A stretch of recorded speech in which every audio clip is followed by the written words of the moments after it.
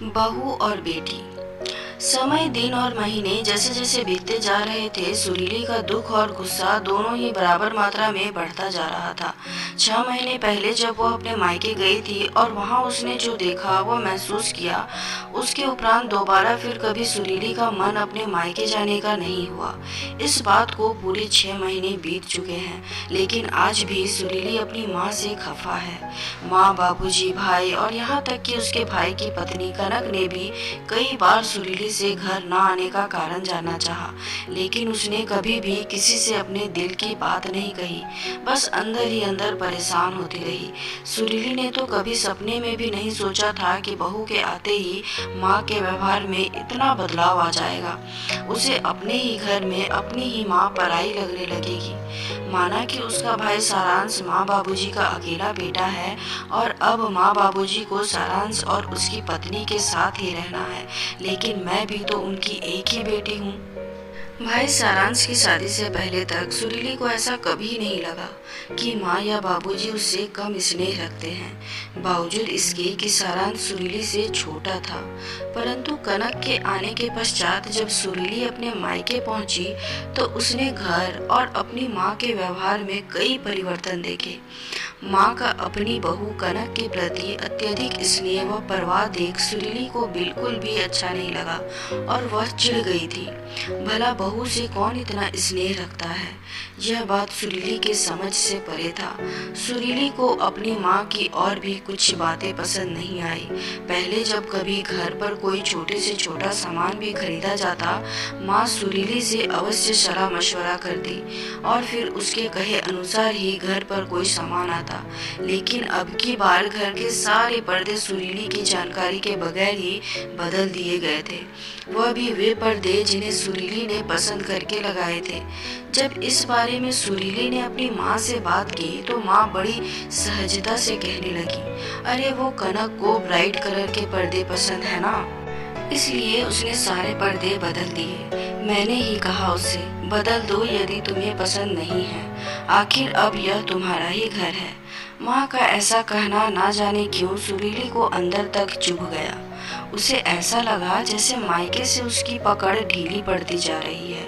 अभी सुरीली को मायके आए चंद घंटे ही हुए थे कि सुरीली से कनक बोली, दीदी आपको आलू चाट बहुत पसंद है ना, मैंने सारी तैयारियां कर रखी है, आपके लिए बनाकर ले आऊं? यह सुन सुरीली को थोड़ा अच्छा लगा और वह तनकर बोली, हाँ बना लाओ। और साथ ही साथ सुरीली ने रात के खाने का मेनू लिस्ट भी कनक को बता दिया।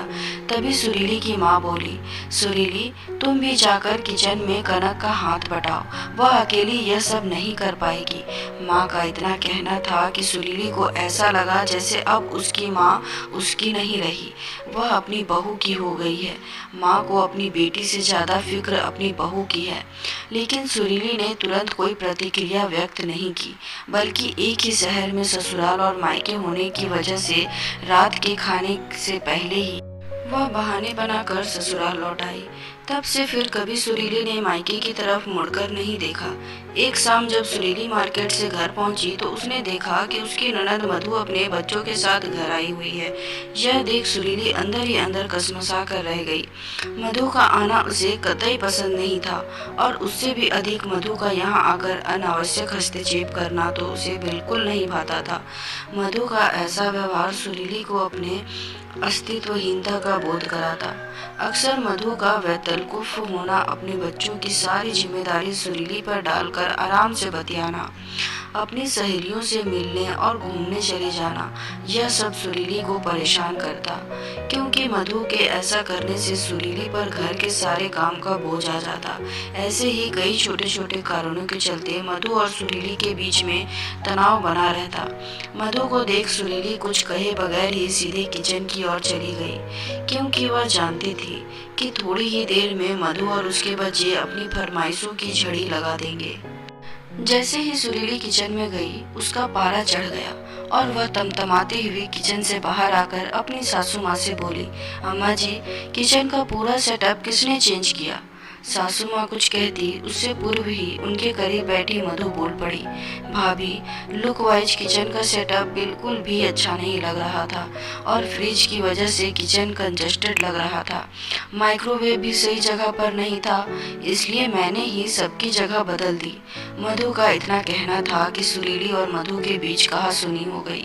सुरीली गुस्से से अपने कमरे में आ गई और आंसू बहाने लगी। माँ से वैसे ही सुरीली नाराज चल रही थी, सो उसने अपने बाबूजी को फोन पर सारा वृत्तांत कह सुनाया।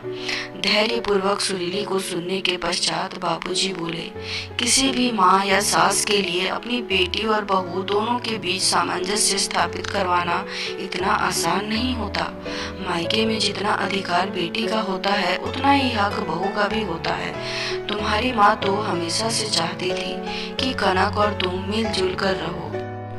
तुम्हारा आना कभी कनक को ना खटके और मायके में तुम्हारा सम्मान बने रहे। उसने तो ऐसा करने का प्रयास भी किया था, लेकिन नतीजा यह हुआ कि तुम नाराज होकर चली गई। क्या ये मैं नहीं जानता? बाबूजी से यह सब सुन सुरीली को अपनी सोच पर पछतावा हुआ। उसके मन में अपनी माँ के प्रति जो गुस्सा और गलतफहमी थी, वह अब दूर हो चुकी थी। सुरीली ये भी समझ गई कि माँ उससे कितना प्यार करती है। मायके में उसका मान बना रहे, इसलिए माँ ऐसा बर्ताव कर रही थी। सुरीली को इस बात का भी एहसास हो गया कि ननद और भाभी का रिश्ता दो प्रतिद्वंदियों का नहीं, बल्कि यह एक बहुत ही खूबसूरत व प्यारा रिश्ता होता है, जिसमें ईर्ष्या द्वेष के लिए कोई स्थान नहीं होना चाहिए, क्योंकि बेटी और बहू दोनों का ही घर में समान महत्व होता है। सुरीली के दिल और दिमाग में लगे जाले अब साफ हो गए थे। वह खुशी खुशी मायके जाने को तैयार थी। साथ ही ननद मधु के संग भी वह अपने रिश्ते सुधारने का कोशिश करेगी, ये सोचते हुए अपने कमरे से बाहर आई। तो उम्मीद करती हूँ दोस्तों कहानी पसंद आई होगी। इस पर आपकी क्या राय है कमेंट में ज़रूर बताएं, और लाइक कर दें, शेयर कर दें, और चैनल पर नए हैं तो सब्सक्राइब जरूर से ज़रूर कर दें। कहानी देखने के लिए, सुनने के लिए बहुत बहुत धन्यवाद। फिर मिलते हैं एक और कहानी के साथ।